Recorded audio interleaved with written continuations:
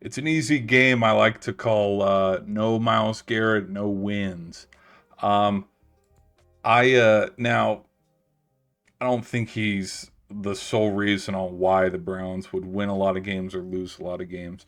But there's a lot of me that would say, because they traded him away, it's kind of like, okay, they're back it up, bro. I don't know. To me, it makes no sense, but it is what it is. Um, Plus, it's not like they were winning much without him beforehand. It's not like they were winning much with him when they had him. So, yeah, this one might be a little sad. I could see them. I could see them splitting 1-1 with the Steelers, and I could see them splitting 1-1 with the Bengals. I will give them that. Titans, no. Jaguars, no. I do think these two teams are both better. Now, oh my gosh, we're already on week 7. Whoops, we gotta go this way. Buccaneers, no. At home against I'll give them some credit. I'll give them some credit. Maybe Panthers start out 2-0 and then whoops, you gotta come play the Browns. At home against the Steelers, I'll give them a little bit of credit. A little Thursday night football sneak win here, get back to 500. On the road against the Jets, boom, I'll have them winning this 3 wins in a row, getting over 500. And then, oh, you got to go play the Ravens. Nah. Then you got to play the Titans. Then you got to play the Steelers. Nah. Um, Out of the Saints and the Browns, I think the Saints are better. Hold on. I grabbed the wrong one. Sorry. I do think the Saints are a better team. Against the Texans, dude, no. No. If I'm not letting the Steelers beat the Texans, I sure as hell am not letting the Browns beat them.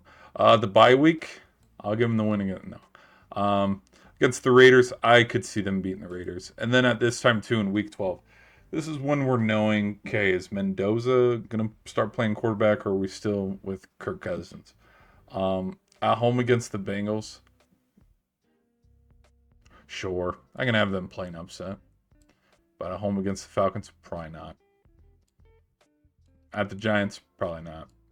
And then at the Ravens, probably not. Now, against the Colts, you know, this to me, there's parts of me with this Colts game in particular where I'm like, where are the Colts sitting in the South? Because if the Colts are coming off of, like, it has upset written all over it, where, okay, the Colts have 2 games, 3 games on in the South where they're over the Jags and they're over the Texans. And then the Colts have won 4 in a row, 5 in a row, and they can't get that 6th one in a row. Why?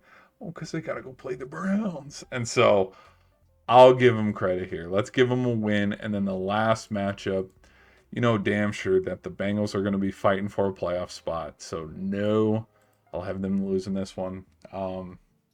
Yeah, first year without Miles Garrett. Doesn't look too good.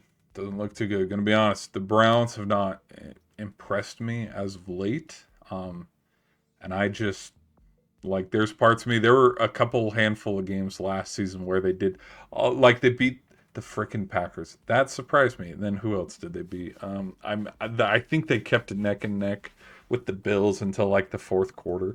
So we will have games where they're playing, whether it's the Texans or the Ravens or the Giants, where it's like, what the heck? Why is it tied going into the fourth quarter?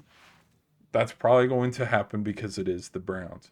But to see the Browns get over 8 wins, 9 wins, no. I think their division is too loaded. And then when you look at non division playoff teams that they play, one, two, three, potentially maybe four. Maybe. But their maybe is the same as their maybe. So maybe five. Okay. Maybe six or maybe seven. They play 7 non-division potential playoff teams. And so those are 7 quick losses. Even if they win the other, that's still 10-7. And with how loaded the AFC side might be, 10-7 doesn't guarantee or secure a playoff spot. So I don't know. I need to see a lot more of the Browns before I turn the other cheek and go, okay, yeah, before I'm like, yeah, I could see them. No, no, I have not seen the Browns win over 12 games, 13 games ever. And I don't think it changes this season. So be sure to let me know your thoughts, Browns fans. I know I've probably pissed you off. Didn't mean to. It's Cleveland, man. I feel so bad for Jared Verse having to. You're on this team that could potentially win the Super Bowl, compete for Super Bowls. You're a couple plays away from beating Seattle, and then you get traded, which I think it has more to say than the Rams hate. Like, oh, the Rams devalue me. They don't like me. They want to ship me out of town. I think it actually says nothing like that. It shows more the value of a player because there are parts of me that think, who did win the trade out of the Browns and the Rams? Clearly, the Rams won it because they could be slated to go win the Super Bowl. But if you're going to, when you want to just look at age, forget everything that Myles Garrett has already done and all the awards and the accolades. Just look at age. You have Verse before he's about to hit his stride in his prime versus Garrett, who's coming off of the peak of his prime. So that's why I think, okay, maybe the Browns won because you think about TJ Watt, JJ Watt, BJ Raji, Vince Wilfork, or some other greats. Yeah, Myles Garrett, Aaron Donald. If you got those players right before they started to hit their peak, you know, I don't know. I don't know. But again, like, how many games did the Browns win when Garrett was still there?